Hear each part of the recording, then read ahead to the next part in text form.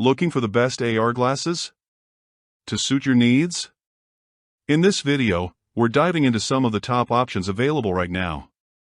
Before we begin, don't forget to check out the links in the description to find the best deals within your budget. Let's get Number 1. Ray-Ban Meta Smart Glasses. These aren't about giant screens or pixel density. They're about seamless everyday utility. Built in partnership with Meta, they look like a regular pair of Ray-Bans, W-Farers to be exact. But inside, they pack a 12-megapixel camera, open-ear speakers, and a surprisingly capable on-device AI assistant. You can say, "Hey, Meta," and ask it to translate a sign you're looking at, identify a monument, or even record a video clip hands-free, and it works shockingly well for things like biking, cooking, or traveling. Moments when pulling out your phone would ruin the experience. The new 2025 version even includes a display model, which projects a small notification-style image into your lens using a waveguide micro-projector. It's subtle. Think incoming text, maps, or song titles immediately, not full AR visuals. It's worth noting that, but there's still some controversy about privacy. Because the recording indicator is so small, some people aren't comfortable being around them in public spaces. But for creators, bloggers, or people who want a wearable assistant, they're genuinely useful. If you get them, grab the charging case. It triples your battery life and makes them far more practical for travel days. Here's the short version. For true AR multitasking and productivity, go with the XReal One Pro. I agree. It's the most balanced and advanced. For nearly the same experience cheaper, the XR1 is a great middle ground. For pure entertainment and gaming, nothing beats the Viture Pro XR. For maximum bang for your buck, the RayNeo Air 3S XR is the easy winner. For gaming only, the Lenovo's are great. And for lightweight AI plus lifestyle use, the Ray-Ban Meta Smart Glasses bring wearable tech into the real world. We're finally at a point where AR glasses aren't just tech demos anymore. They're actually useful. And in 2025, whichever of these you choose, you'll get a glimpse of what computing is going to look like in the next decade. Number 2.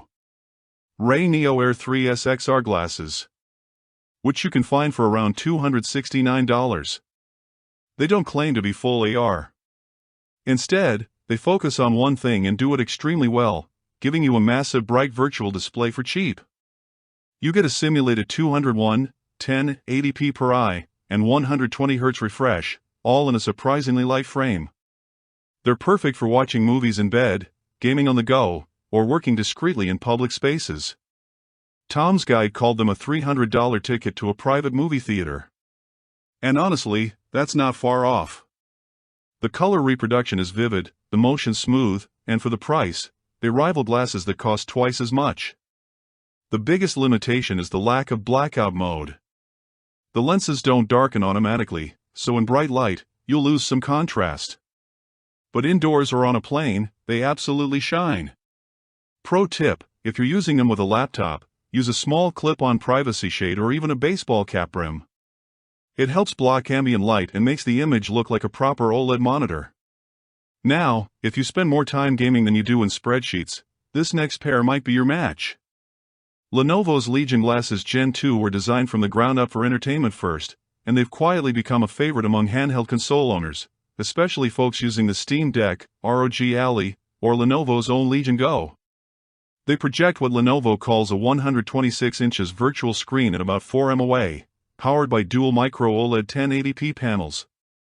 The colors are rich, the blacks are true OLED deep, and the motion handling is excellent.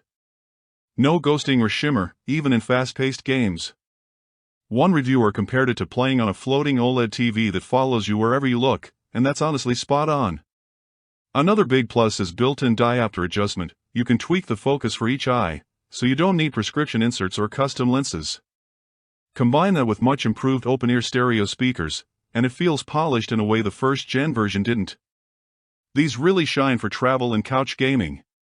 Plug them into your handheld via USB-C, and you've got a private theater experience without bothering anyone else in the room. Number 3. Viture Pro XR is the one to look. These are designed less for spatial AR and more for turning your world into a giant personal movie theater. The dual Sony Micro OLED displays are shockingly bright. Some reviewers claim up to 4,000 nits and they deliver deep contrast that pops even in daylight.